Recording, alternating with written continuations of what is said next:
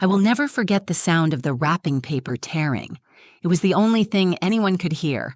No music, no laughter, just that quiet crinkle as my daughter, Kaya, carefully unwrapped her gift, her tiny fingers tugging at the corners like it was the most precious thing in the world. And for a second, she actually smiled, that soft, hopeful kind of smile kids get when they think magic might still be real. But when she opened the box, her whole face shifted. Confusion first, then a flicker of something deeper. Hurt, maybe. Her little shoulders stiffened and she glanced at me. The box was empty. I saw it before she even said a word. Just a plain cardboard bottom. No tissue paper, no toy, not even a note. Just nothing. I blinked, trying to make sense of what I was seeing. Was it a mistake? Did something fall out? Maybe someone forgot to pack it? But before I could open my mouth, I heard him, my father, Frank. He let out this sharp laugh, short and cold like a bark in winter. He sat back in his armchair, folded his arms, and said, "Kids like her shouldn't expect anything. World's got enough leeches already." My heart dropped. Kaya froze. Her hands were still in the box, like maybe she just hadn't seen the gift yet, like maybe it was hiding under the flaps or tucked in the corner. But there was nothing. I felt the heat rush up my chest. My hands trembled where they rested on my lap. I wanted to say something, anything, but the words caught in my throat like splinters.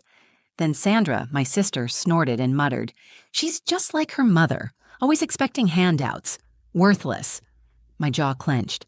I could feel the muscles in my face tightening, the burn behind my eyes threatening to spill over. I forced myself to look at Kaya. She wasn't crying, not yet. But her lips were pressed tight, and her chin was trembling the way it does right before it breaks. Her eyes, those big soft eyes, were filling with tears she was too proud to let fall. She looked at me again, not asking for help, just checking if she should pretend it didn't hurt. And in that moment, I hated myself. I hated that I'd brought her here, that I'd hoped, maybe stupidly, for a normal Christmas, that I thought my father could be different, that I wanted them to see the beautiful, kind, creative girl Kaya was and love her like I did. But they didn't see her. To them, she was just an extension of me, a reminder of my divorce, my failure, the mess I'd made of my life according to them. The room was dead silent except for the soft hum of the heater and the ticking of the grandfather clock behind Frank's chair. Each second sounded louder than the last, like it was counting down to a moment I wasn't ready for. Kaya looked down at the empty box again. Her fingers brushed the edge, then slowly she folded the flaps shut. Her hands were shaking now, and then she whispered something. "I got you a gift too, Grandpa." Everyone turned. Frank looked up, that smug grin still on his face. "Oh yeah," he said, half laughing. "This'll be good." But Kaya didn't back down. She reached into the pocket of her coat and pulled out a small piece of paper, folded with such care it made my chest ache. She took a step forward and held it out to him with both hands, and right then I knew this moment wasn't over. Something was coming, something none of us were ready for. I hadn't been home for Christmas in over 2 years, not since the divorce, not since the shame, not since everything I'd been trying to hold together finally cracked wide open. Kaya. She wanted to see them. She asked me 3 weeks before Christmas, "Mom, do I have a grandpa?" That was her way of asking why we were always alone during the holidays, why we didn't have matching pajamas or giant trees or cousins to run around with. So I said yes, and when she asked if we could visit him this year, I said yes again, against my better judgment. I don't know what I expected. Maybe I thought time would have softened them. Maybe I believed just for a moment that when they saw Kaya, when they really looked at her, they'd feel something. Warmth, regret, love, anything. Instead, the minute we pulled into the driveway, I felt that old weight settle back onto my shoulders, that invisible tension that coils around your ribs like barbed wire when you're trying to smile for people who don't really want you there. Their house hadn't changed, still cold, still perfect, still spotless, in that way that feels less like home and more like a museum. My mother greeted us with that plastic politeness she'd mastered over the years. A quick hug for me, a soft pat on the head for Kaya. Her eyes lingered too long on the scuff marks on Kaya's boots. I saw it, how she took her in like an item on a shelf, deciding whether or not she belonged. Sandra barely looked up from her phone when we walked in. She offered Kaya a half-hearted "hey," then went right back to scrolling. I could already feel my stomach tightening. And then there was Frank, my father. He was in his usual chair by the fireplace, whiskey glass in one hand, TV remote in the other. Didn't even stand up, just gave a nod and muttered, "Didn't think you'd actually show up." That was his way of saying hello. Kaya gave him a shy wave, her mittened fingers poking through the wool. "Hi, Grandpa," she said softly, like she was testing the word out loud for the first time. He grunted. I don't know why I still hoped for more. Maybe because Kaya was trying so hard. She'd made little drawings for everyone, carefully colored, folded, and tucked into envelopes with their names on the front. She even asked me how to spell "to my Aunt Sandra" because she wanted it to be perfect. She worked on them every night for a week. I wanted this to be special for her. I wanted her to feel like she had a family, even if they were far from perfect. I scraped together what I could from tips and extra shifts just to buy her one nice outfit, a little gift to open, and enough gas to get us there. That morning, as I tied her scarf, she looked up at me and said, "Do you think they'll like my drawings?" And I said, "Sweetheart, they're going to love them." But in the pit of my stomach, I already knew the truth. I was bringing her into a house where kindness was currency they never gave out for free, where smiles were measured and love had conditions. Still, I tried. I told myself this was about Kaya, not me, that I could keep my chin up, play nice, pretend for one day that everything was okay. But as I watched her heart quietly break in front of them over something as cruel as an empty gift box, I realized they hadn't changed, and I wasn't sure they ever would. Kaya handed out her little envelopes like they were treasures. She moved through the room so gently, like she was afraid to disturb anything. Each envelope had a name on the front, written in her careful, blocky handwriting. She gave one to my mother first, then Sandra, then even my brother Matt, who'd barely spoken a word since we walked in. When she got to Frank, she paused for just a second, long enough that I held my breath. But she smiled, lifted the envelope, and said, "Merry Christmas, Grandpa." He didn't look up from the television, just held out a hand like she was delivering the mail, not offering a piece of herself. She moved back to the couch and sat beside me. Her face was still lit up, hopeful. She had no idea how cold the room had gotten. Then Frank picked up a large box from beneath the tree. It was wrapped in silver paper, topped with a red bow, almost too neatly.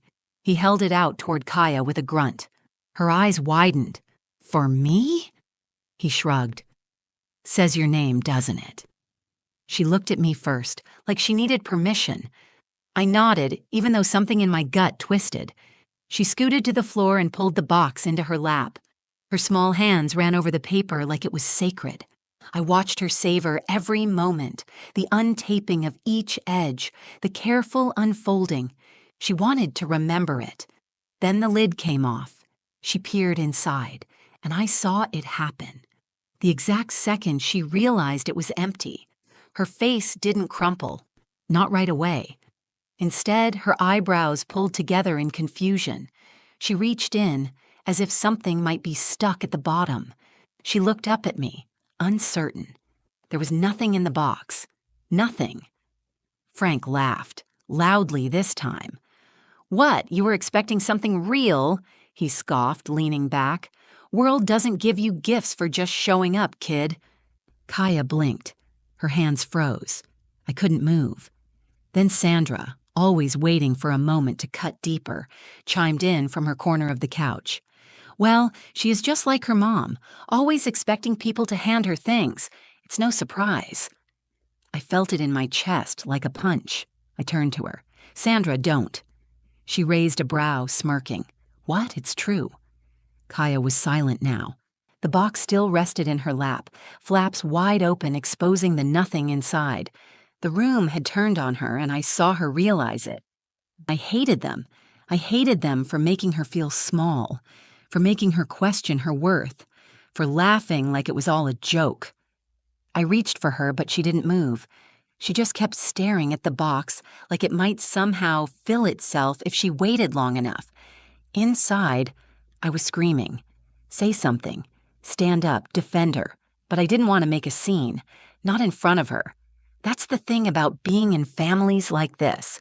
You learn to freeze when things get cruel. You learn to smile through clenched teeth. And I'd spent so many years doing just that, it almost felt normal. But it wasn't normal. Kaya was only 7. She didn't know how to put on a mask yet. She didn't know how to swallow that kind of pain. Then she looked up at Frank. Her voice was quiet, barely more than a whisper, but it cut through the room like a bell. "It's okay," she said. "I got you a gift too, Grandpa." And just like that, the whole room shifted. No one spoke, no one laughed. She reached into her coat pocket, and I realized something was about to happen that none of them would forget. I stared at her completely still as Kaya reached into her coat pocket. The room had gone silent. So quiet I could hear the faint creak of the old floorboard under the Christmas tree with every slight movement. My own breath felt too loud in my chest. She pulled out a folded piece of paper. It looked small in her hands, fragile even, like something that could be crumpled and dismissed without a second thought. But she held it like it mattered, like it meant something. I whispered, "Kaya, maybe not now." She turned to me, and there was something in her eyes I didn't recognize. Not sadness, not hurt, but calm, steady. She gave a little nod, the kind that said, "I have to do this." Then she turned to Frank. "I made this for you," she said. Frank didn't even lean forward. He just glanced at it with that same bored expression he always wore when someone dared ask him to feel something. "Oh yeah?" he muttered, sipping his drink. "You draw me a snowman or something?" There was sarcasm in his voice, the kind he always used when he wanted to make you feel small without raising it. But Kaya didn't flinch. She walked across the room and held it out to him with both hands. That's when I noticed her fingers were shaking. I knew that feeling. The way your hands betray you when your heart's thudding in your chest, when you're trying to be brave, even though every part of you wants to run. He took it from her like it meant nothing, slid it open with one hand while still holding his glass in the other. Then he looked down and stopped. I couldn't see what was on the paper from where I sat, but I saw his face. It didn't twist in confusion or irritation like I expected. Instead, his eyebrows drew together. He blinked once, then again. His jaw slackened just slightly, like he'd forgotten what he was doing. The entire room seemed to lean in. "What is it?" Sandra asked, impatient. He didn't answer. He just stared. Kaya stood there, hands clasped in front of her now, watching him quietly like she wasn't sure what came next either. I got up and crossed the room, slowly, almost afraid to break the moment. I stepped beside her and gently placed my hand on her back. She didn't look at me. She just kept her eyes on Frank, and he looked older than I'd ever seen him. Not angry, not smug, just still. He folded the paper carefully, deliberately, almost reverently, and placed it on the side table next to his chair. Then he stood up. No one knew what to say. No one moved. He walked out of the room without a word. The sound of his footsteps down the hallway was the only thing we could hear. He didn't slam the door, didn't shout, just left. I looked down at Kaya.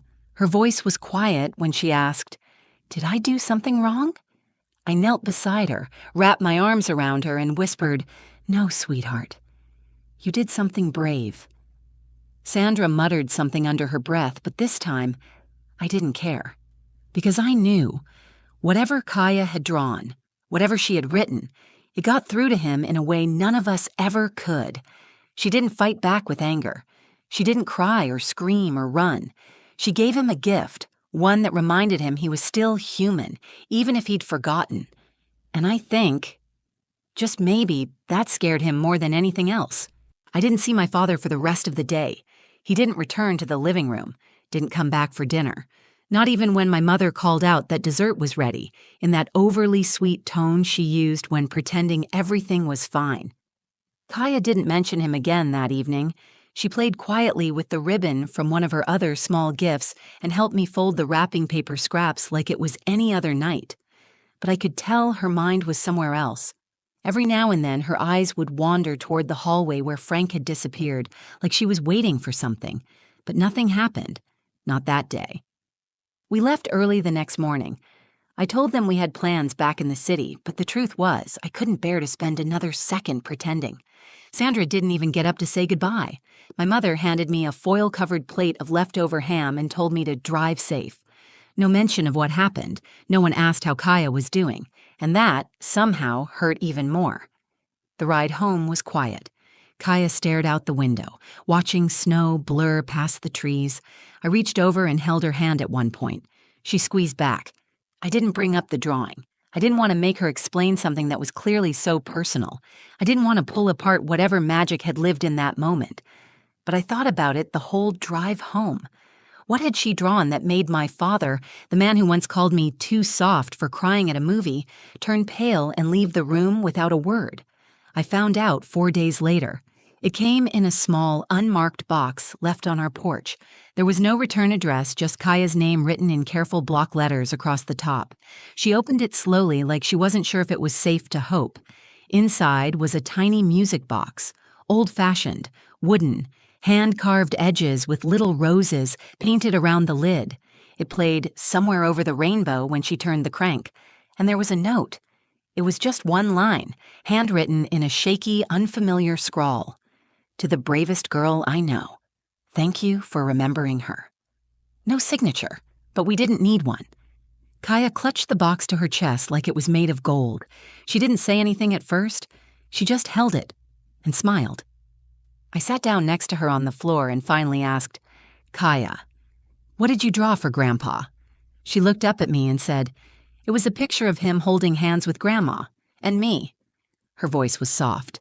I told him I hope he smiles again one day, because I remember how she made him laugh. My throat tightened. I didn't speak. I couldn't. Because that was it. That was the part of him I'd forgotten even existed. The man who once smiled, once laughed.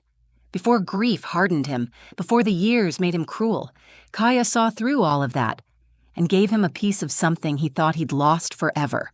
Not pity, not guilt, hope. She didn't try to fix him. She just reminded him that he used to be someone worth remembering, and in return, he gave her something too. Maybe not love, maybe not forgiveness, but a beginning. And sometimes, that's enough. The music box now sits on Kaya's nightstand. Every night before bed, she winds it up. Not always to listen. Sometimes she just likes to hold it, to feel its weight in her hands, to know it's there, the way a child might clutch a stuffed animal they've outgrown but still can't let go of. She hasn't said much about that day since, but every now and then she'll mention Grandma, someone she never even met, but speaks about like she's still here, like she's someone Kaya knows through the stories I've told and the quiet space she left behind, and maybe she does. Frank never called. He didn't send a follow-up message. No, I'm sorry. No explanations. That's not who he is. Maybe that's not who he'll ever be. But a week after the music box arrived, I got a letter. It wasn't addressed to Kaya. It was for me. It was short, 3 lines written in the same uneven handwriting. I was wrong. About you. She's a good kid. I hope you're doing okay. No name. But I knew. And for reasons I can't quite explain, I cried after reading it. Not because it made everything better, not because it fixed the years of silence or the way he used to look through me like I was a disappointment wearing a name tag, but because for once, it felt like he saw me. And more than that, he saw Kaya. He saw what I've always known, that she's special, that she has this way of peeling back the coldness in a room and showing people their own warmth, even when they don't deserve it. She's not loud. She doesn't demand attention, but she changes things. She changed him. Not completely, but enough. Enough to make a man who'd shut the door on the world open it just a crack. Enough to make someone who believed only in toughness and silence sit down and listen to the music from a little girl's drawing. People ask me sometimes why I went back that Christmas, why I let them near her, why I didn't protect her better. And the truth is, I thought I was. I thought shielding her from their coldness would be enough, that not talking about them, not visiting, not engaging, that it would protect her heart.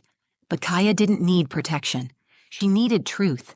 She needed to meet them, to see the world for what it is, beautiful and cruel, broken and hopeful, all tangled together. And somehow, instead of getting lost in it, she decided to add her own light. She didn't need revenge. She didn't even want an apology. She just wanted to give a gift. And that gift, as simple as it was, did something I couldn't do in 30 years. It opened a door, not wide, not forever, but enough for a note to get through, enough for a song to play in the quiet, enough for a tired old man to remember a part of himself he thought was gone. Kaya reminded me of something that day, too, that sometimes kindness is the most radical act, that a whisper can carry more weight than a scream, and that when we choose love, even when it's hard, even when it's not returned, we create something no one can take away. A moment, a shift, a gift. If this story touched you, don't forget to like, share, and comment. And maybe give someone in your life the gift of a second chance today. You never know what doors it might open.